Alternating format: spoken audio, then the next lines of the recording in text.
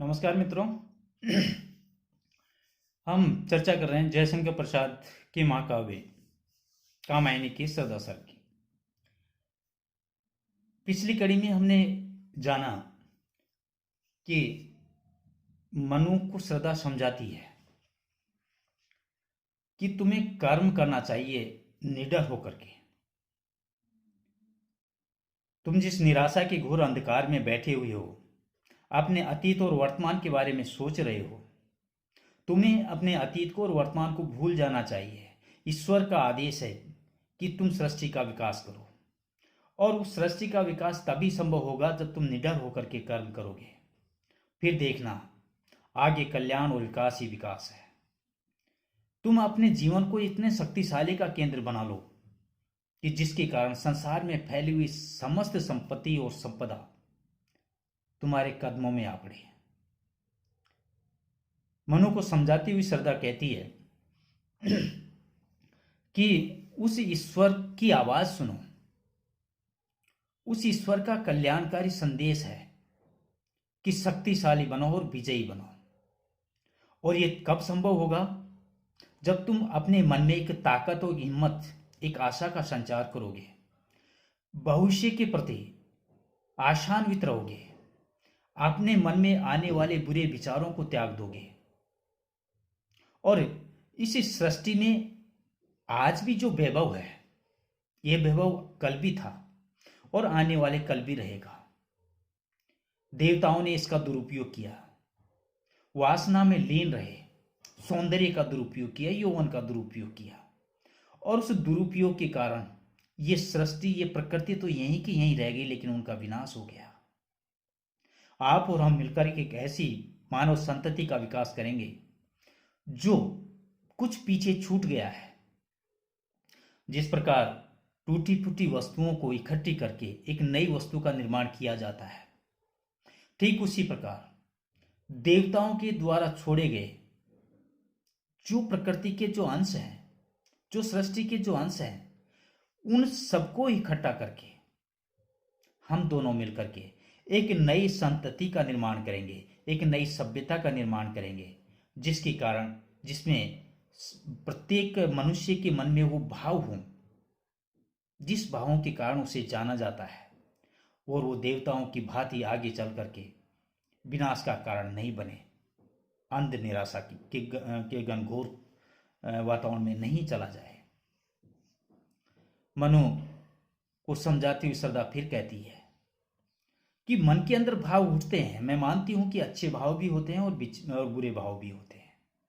कई बार भाव परिस्थिति वश उत्पन्न हो जाते हैं। आपके हृदय के अंदर जो भाव जमा है वो परिस्थिति जन्य है। तुम्हें इस बात को याद रखना चाहिए कि सृष्टि कभी, प्रकृति कभी का नाश नहीं होता, वो चलायमान रहती है, वो परिवर्तनशील होती है। जिस प्रकार सुख आता है उसके बाद में दुख आता है, जैसे पतझड़ आता है उसके बाद में बसंत आता है, जैसे रात जाती है उसके बाद में दिन आता है। यानी बुराई के बाद में अच्छाई और अच्छाई के बाद में बुराई निश्चित रूप से इस संसार में एक निश्चित अवधि के लिए लौट करके आती है। आप और हम जो सामने देख रहे हैं वो उस बुराई का अंतिम छोर था, और उसके कारण संपूर्ण सृष्टि का नाश हुआ। देवता विनाश के गर्त में चले गए। लेकिन आने वाला जीवन, आने वाला भविष्य, हम कर्म करते हुए इस तरह आगे बढ़ेंगे कि आने वाली संतति के लिए सुखदायी हो, और वो तुम्हारी कीर्ति, तुम्हारे यश का पूरे संसार में, पूरी सृष्टि में डंका बजाए, जिसके कारण तुम अपने आप को गौरवान्वित महसूस करें। मैं चाहती हूं कि जब तक सृष्टि रहे तब तक आपकी विजय पताका हमेशा हमेशा पहनाई जाती रहे। और यह तभी संभव है जब तुम कर्मशील बनोगे, विजयी होगे, और निडर होकर के आने वाली हर परिस्थिति का सामना करोगे, तभी जाकर के ये चीजें संभव है। अब आगे, विधाता की कल्याणी सृष्टि सफल हो इस भूतल पर पूर्ण, पटे सागर, बिखरे ग्रह पुंज, और ज्वालामुखी हो चूर्ण। श्रद्धा मनु को विश्वास दिलाती हुई, एक आशा का संचार करती हुई कहती है कि इस पृथ्वी पर विधाता की कल्याणी सृष्टि सफल हो, इस भूतल पर पूर्ण, कि इस पृथ्वी पर भगवान की मंगलमय सृष्टि को पूर्ण सफलता मिले। जिस कार्य के लिए भगवान ने आपको और मुझे नियत किया है, मैं चाहती हूं कि भगवान ने जिस उम्मीद और जिस आशा के साथ आपको और मुझे इस पृथ्वी के संचालन का आदेश दिया है, इस सृष्टि के निर्माण का आदेश दिया है, वो सृष्टि पूर्ण मंगलमय हो और उसे पूर्ण सफलता, इस कार्य में पूर्ण सफलता मिले। पटे सागर बिखरे कंज ग्रहमूल, चाहे सभी स्थानों पर समुद्र ही समुद्र या जल ही जल हो जाए, चाहे सूर्य चंद्र तारे अपने स्थान से हट जाए, ज्वालामुखी हो चूर्ण, चाहे ज्वालामुखी फटने लगे, यानी संसार में चाहे कितना भी विनाश हो जाए, जो संभव जो असंभव है वह भी संभव हो जाए। सूर्य चंद्र और तारे अपनी जगह से कभी नहीं हटते, अटल होते हैं, लेकिन श्रद्धा मनु को समझाती है कि चाहे यह भी संभव हो जाए कि वो भी अपनी जगह से विचलित हो जाए। पर्वतों से उठने वाली ज्वालामुखी की लहर चाहे संपूर्ण ब्रह्मांड में फैल जाए, लेकिन उस ईश्वर का संकल्प, उस ईश्वर के आदेश के तहत ये सृष्टि पूर्ण मंगलमय हो और इसकी सृष्टि के निर्माण में तुम्हें पूर्ण सफलता मिले। और ये तभी संभव है जब तुम अपने कर्म के प्रति निडर होकर के प्रयत्नशील हो जाओगे, आने वाले भविष्य की परवाह नहीं करोगे, कल क्या होने वाला है इस पर तुम बिल्कुल विचार नहीं करोगे, तब निश्चित रूप से चाहे सब कुछ असंभव संभव हो जाए, लेकिन आपकी कीर्ति पताका संपूर्ण सृष्टि में फैल जाएगी। आगे, उन्हें चिनगारी सदृश सदर्प कुचलती रहे खड़ी सानंद, आज से मानवता की कीर्ति अनिल भूत जल में रहे न बंद।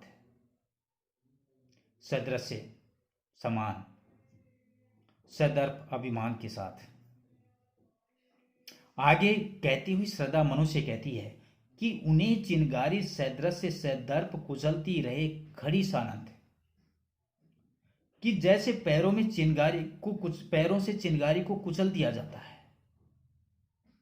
वैसे ही इन बाधाओं को तुच्छ समझ करके कुचल कर मानव जाति प्रसन्नता के साथ अपना सिर ऊंचा रखे।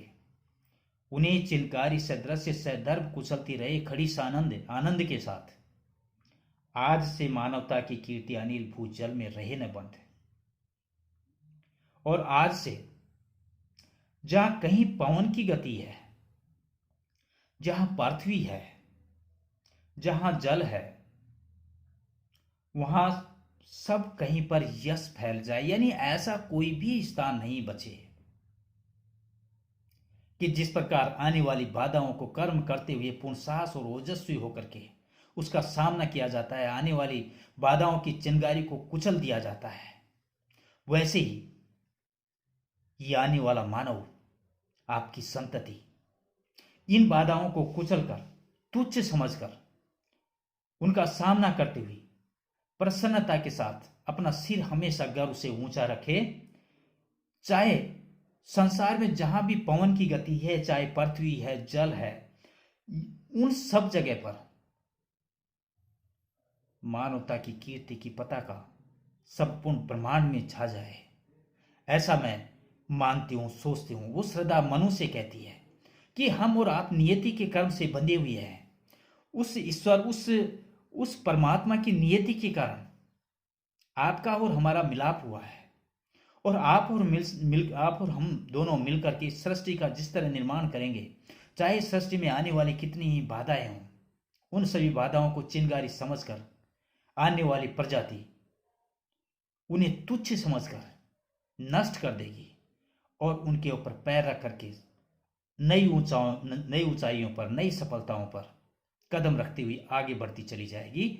इस पृथ्वी का इस पृथ्वी पर सृष्टि का विकास दिन ब दिन उच्च से उच्चतर होता चला जाएगा। चारों तरफ तुम्हारी शौर्य गाथाएं गाई जाएंगी, तुम्हारी विजय पताका फहराई जाएगी, और चारों तरफ आने वाली सृष्टि जिसको हम भावनाओं और हृदय के बीज बोएंगे, जिनके अंदर एक अच्छाइयों के बीज उनके अंदर पनपाएंगे, जिसके कारण वो बीज एक दिन बड़े होकर के वृक्ष बन करके फल देंगे, और वो फल भी इस संसार को सुख और प्रसन्नता प्रदान करने वाले होंगे। ऐसा श्रद्धा मनुष्य कहती है, और उनके अंदर एक नए यौवन का संचार करती है। संसार को चलाने की एक ऊर्जा का संचार उनके हृदय के अंदर करती है। उन्हें ये विश्वास दिलाती है कि कदम कदम पर तुम्हारे साथ मैं खड़ी हूं। उन्हें ये कहती है कि मैं किसी स्वार्थ के बिना निस्वार्थ भाव से अपने आप को तुम्हारे चरणों में रखती हूं। मैं इस सृष्टि के योगदान में, इस सृष्टि के विकास में अपने आप को समर्पित करती हूं तुम्हारे लिए। मैं इस संसार सागर को पार करने के लिए जिस नाव के ऊपर तुम बैठे हो, उस नाव में को चलाने के लिए पतवार की तरह हर सुख दुख, हर क्षण छाया की तरह मैं हमेशा तुम्हारे साथ बनी रहूंगी। तुम्हें अकेलापन महसूस करने की आवश्यकता कभी नहीं होगी।